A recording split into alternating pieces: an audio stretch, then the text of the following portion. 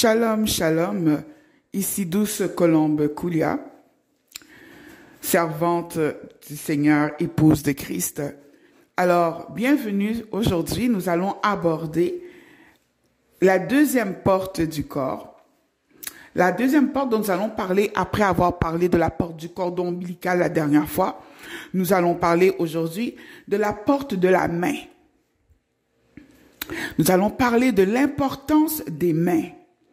Parce que même si nous voyons des mains physiques, nous n'avons pas que des mains physiques. Nous avons aussi un corps spirituel. Alors, je vais prier, Père éternel, Dieu Tout-Puissant, Dieu de gloire. Toi, Seigneur éternel Dieu, qui révèle les secrets aux enfants et qui le cache, Seigneur Dieu, aux grands. Nous bénissons ton Saint-Nom pour ce temps que nous allons passer ensemble. Seigneur Dieu, fais-nous encore grandir dans ta présence, dans le nom puissant et merveilleux de Jésus-Christ que nous avons prié. Amen. Alors, aujourd'hui, nous parlons de la main. La main constitue, autant dans le monde physique que dans le monde spirituel, un moyen de saisir, de prendre des objets, mais également un puissant moyen de transfert et de transmission.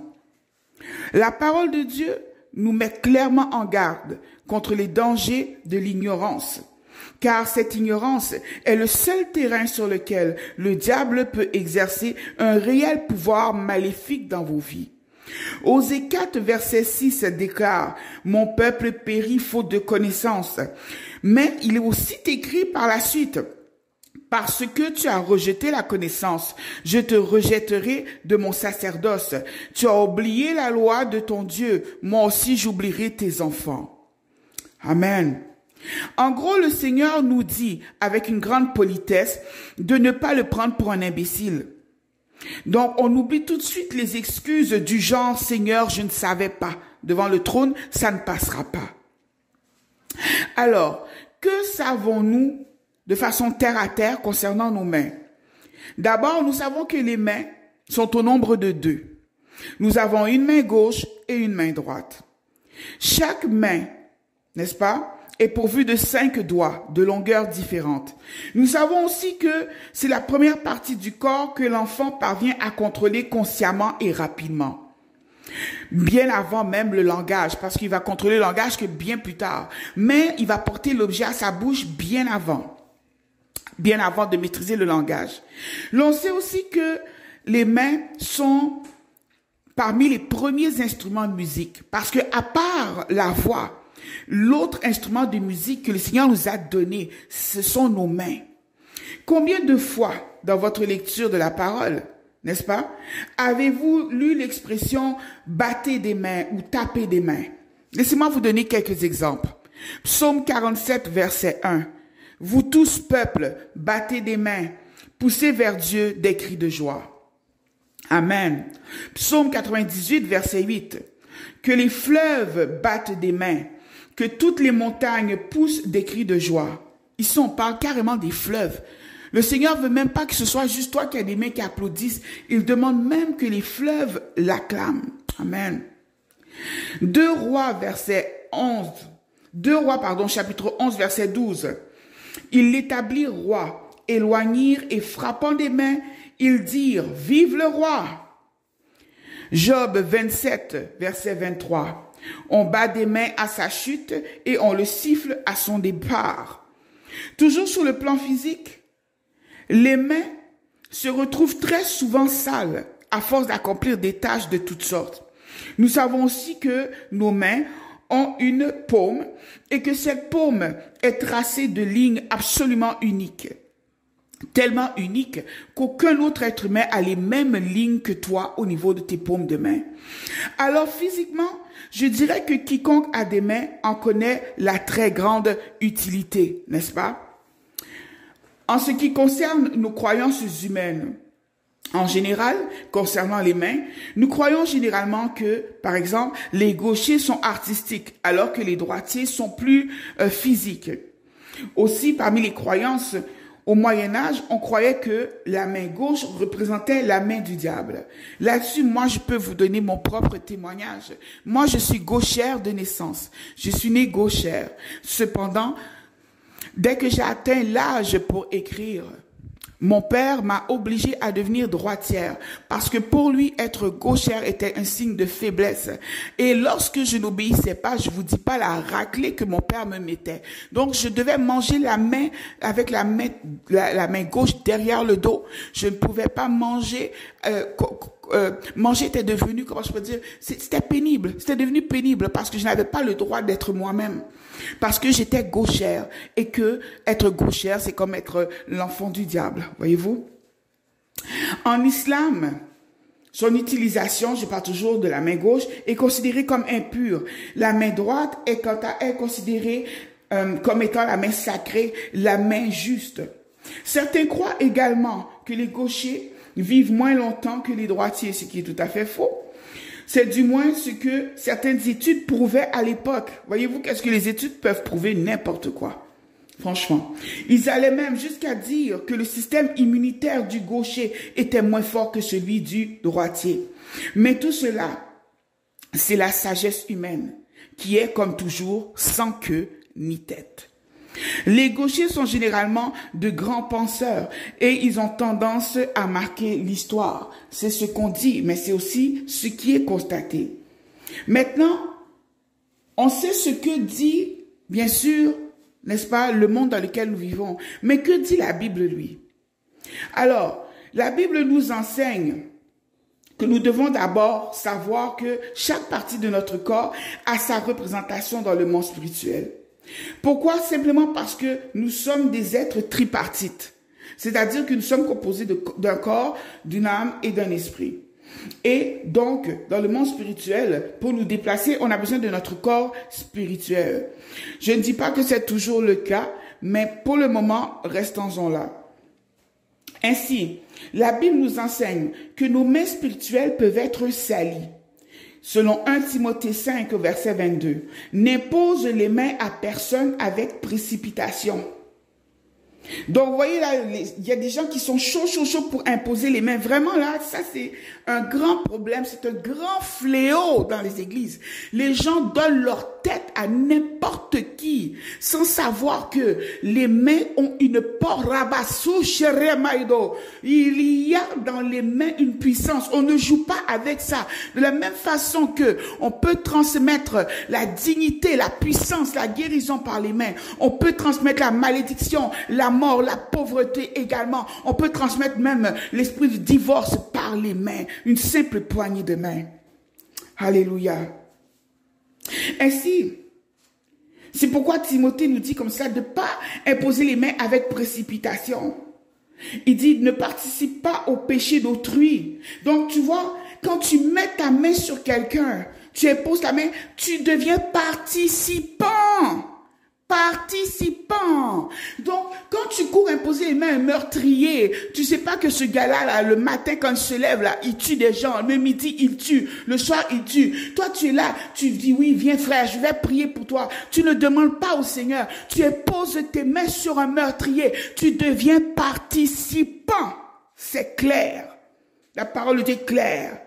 Il a dit, ne participe pas au péché d'autrui. Tu deviens participant au péché du tueur. Tu deviens participant. Ce n'est pas moi qui le dis, c'est écrit dans la Bible. Je lis le français correctement. En plus, moi qui demande au Seigneur, pourquoi Seigneur, je me suis tapé 3 années d'études pour faire un bac en communication. Maintenant, je comprends.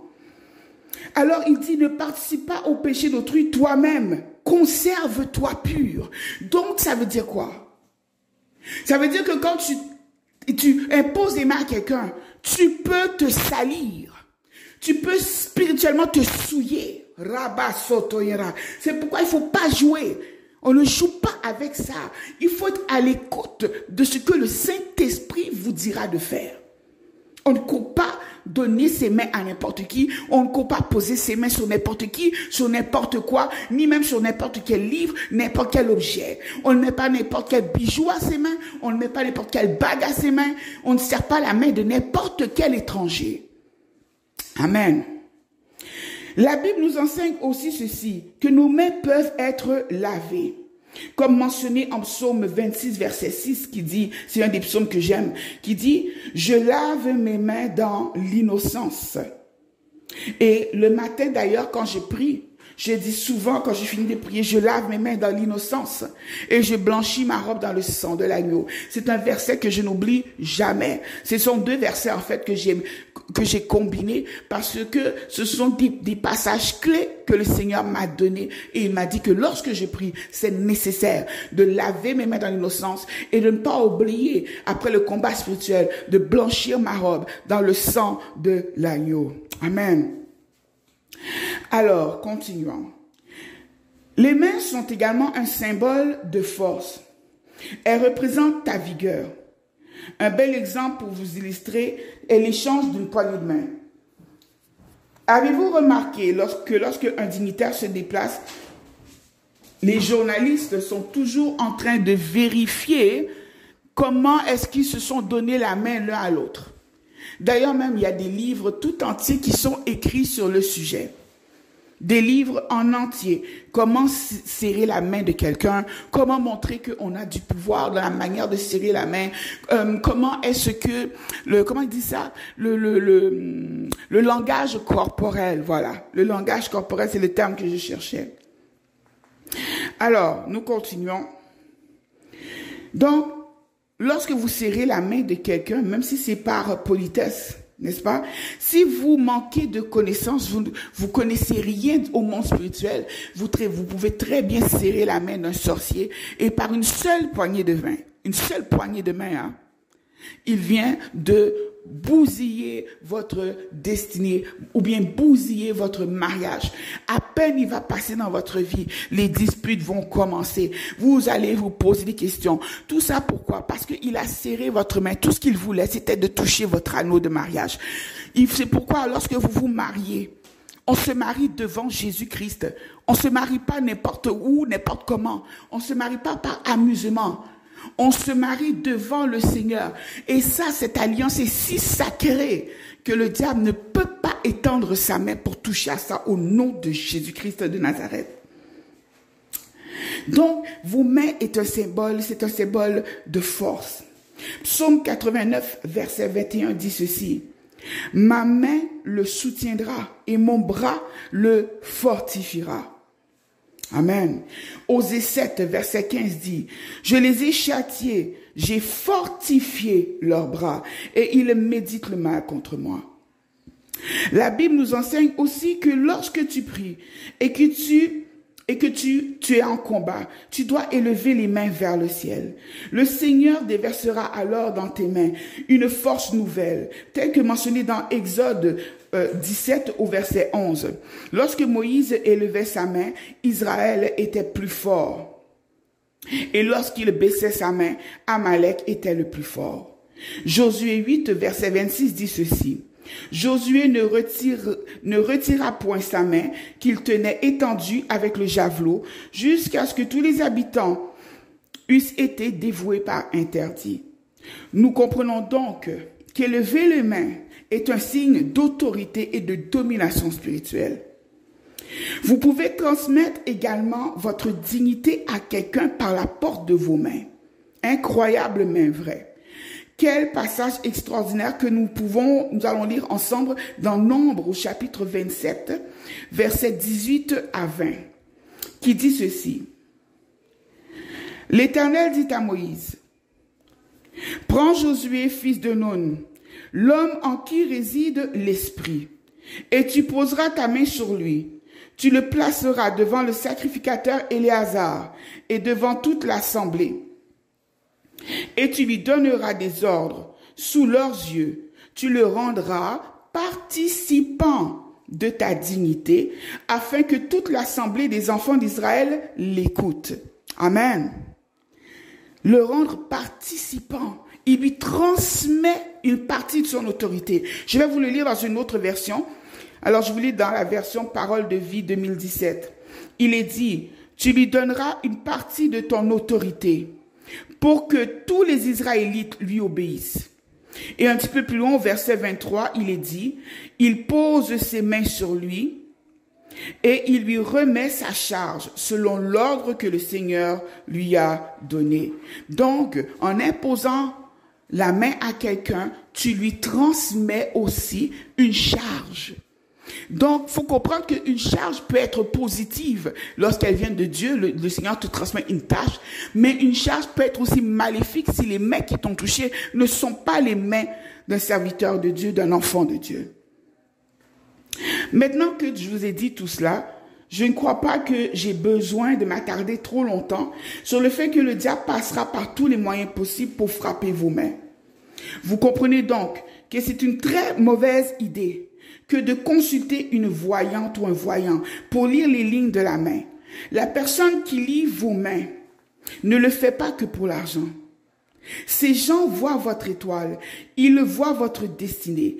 Et des gens qui vous épient, qui vous envient, des gens qui vous jalousent ou qui vous détestent, paient très cher pour savoir ce que Dieu a réservé pour votre vie. Et ils vont en profiter pour vous peser également spirituellement, pour voir ce que vous valez. Est-ce que vous êtes quelqu'un qu'on peut attaquer, piétiner facilement? Ou bien si vous êtes quelqu'un que franchement là, Reba Santo Robo Shekara, le monde des ténèbres, c'est qu'il n'a qu'à bouger. Il n'a qu'à bouger. Il n'a qu'à bouger au nom de Jésus-Christ.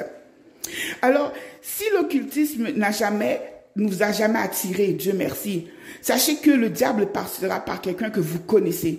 Et cette personne vous invitera à soit aller consulter ou il vous dira, viens, accompagne-moi simplement. Sachez que même si vous servez que d'accompagnatrice, le radar est braqué sur vous. Vous êtes piégé. Alors, qu'est-ce qu'on peut dire en conclusion? Je dirais que les mains sont des organes dotés d'une très grande utilité physique et spirituelle. Nous, chrétiens, nous avons reçu des instructions très claires concernant nos mains. Comme j'ai dit tantôt, quand j'ai lu dans 1 Timothée, Timothée dit clairement que les mains, on ne peut pas mettre ça sur n'importe qui, sur n'importe quoi. Deuxièmement, le Seigneur nous dit que nos mains doivent être utilisées pour apporter la guérison, une guérison divine. C'est pourquoi il est écrit, ils imposeront les mains aux malades et les malades seront guéris. Selon Marc 16, verset 18. Les mains aussi, c'est une arme. Car il est encore mentionné en Marc 16, 18. Nos mains saisiront des serpents. Et ça sans danger. Et on sait que les serpents représentent le danger. Donc les mains, c'est une arme puissante que nous avons là. Nos mains, c'est puissant. On ne joue pas avec ça. C'est pourquoi nous devons apprendre à nos enfants à ne pas laisser n'importe qui les prendre par la main.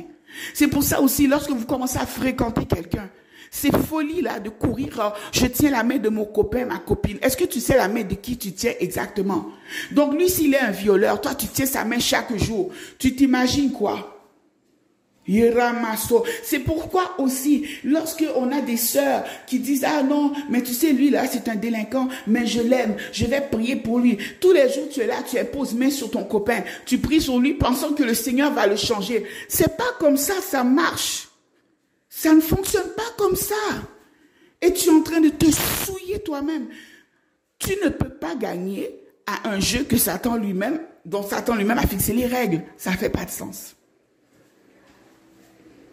La seule chose qui nous protège lorsqu'on est en couple, c'est le couvert du mariage.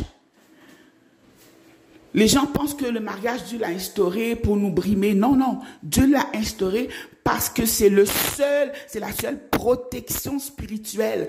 Que Satan ne peut pas venir par-dessus ça. Il peut pas. Il peut pas. Cette alliance-là, il ne peut pas jouer avec ça. Il va chercher à influencer ton mariage. Mais il ne peut pas aller passer un certain niveau. Il ne peut pas. Alors voilà. Donc lorsque vous priez, prenez l'habitude de lever les mains vers le ciel. Lever les mains vers l'Éternel. C'est pourquoi quand je chante, je lève les mains. Et puis quand je chante, quand je lève les mains, je commence à sentir une onction qui me fait chanter. Donc, quand tu lèves les mains vers l'Éternel, tu commences à sentir cette force-là qui descend du ciel et puis qui te pénètre, qui entre en toi. Et puis là, soudainement, tu te lèves et puis tu te mets à chanter. Alléluia. Et tout ça, ça a commencé par des mains élevées vers les cieux. Je ne sais pas ce soir ou ce matin, tout dépend à quel moment tu entends ma voix. Je ne sais pas ce que tu traverses. Mais je vais te dire une chose. dans les moments les plus durs de ma vie.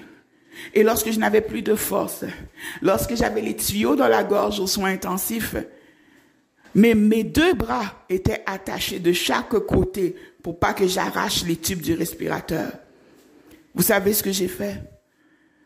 En esprit, j'ai levé les mains et je suis sorti du coma. C'était Douce Colombe Koulia,